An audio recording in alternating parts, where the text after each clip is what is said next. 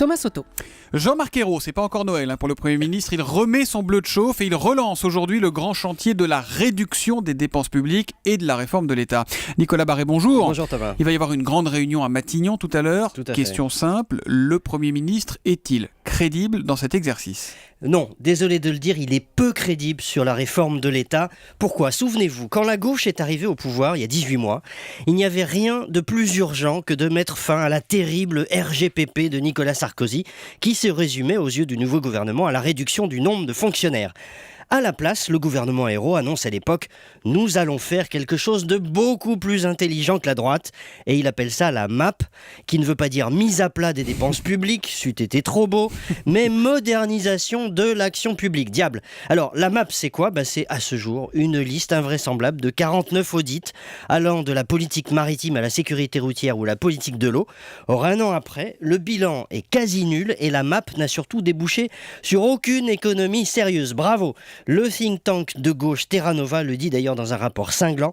La MAP est une liste à la Prévert de mesurettes ou de mesures gadgets. Vous allez peut-être un petit peu vite en besogne, mon cher Nicolas. Si Jean-Marc Ayrault relance le chantier, c'est qu'il est conscient de cet échec, ou au moins que le job n'est pas fini. Eh bien pas vraiment, car il ne remet pas en cause la méthode, d'une part, et puis surtout, le véritable échec est ailleurs. Il réside dans le fait que la majorité n'est pas prête à entendre qu'il faut faire des économies massives sur les dépenses publiques. Ni le président de la République, ni le gouvernement en ont fait la pédagogie. Figurez-vous qu'aujourd'hui à Matignon, l'exercice va consister à identifier 5 à 7 milliards d'euros d'économies à l'horizon 2017. 5 à 7 milliards sur 1200 milliards de dépenses publiques. Ce gouvernement n'a toujours pas pris la mesure du problème. Je vous rappelle d'ailleurs que s'il a prévu un total de 15 milliards d'économies par an sur les prochaines années, ces économies permettront tout juste de ralentir la hausse des dépenses publiques, pas de les baisser. C'est donc tout sauf un exploit. Mais ce que vous dites donc, c'est qu'il devrait changer de braquet, le gouvernement, là. Oui, mais alors vu l'état du leader de l'équipe, Jean-Marc Ayrault, critiqué par les ministres et une grande partie de la majorité, on ne voit pas bien comment il pourrait relever le défi.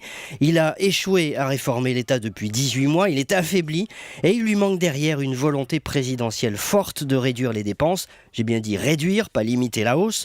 On attend toujours que François Hollande ose le dire et surtout ose le faire. C'est important de le répéter. Aujourd'hui, les dépenses continuent à augmenter, c'est juste qu'elles augmentent moins vite. C'est ça ce qu'on appelle les économies.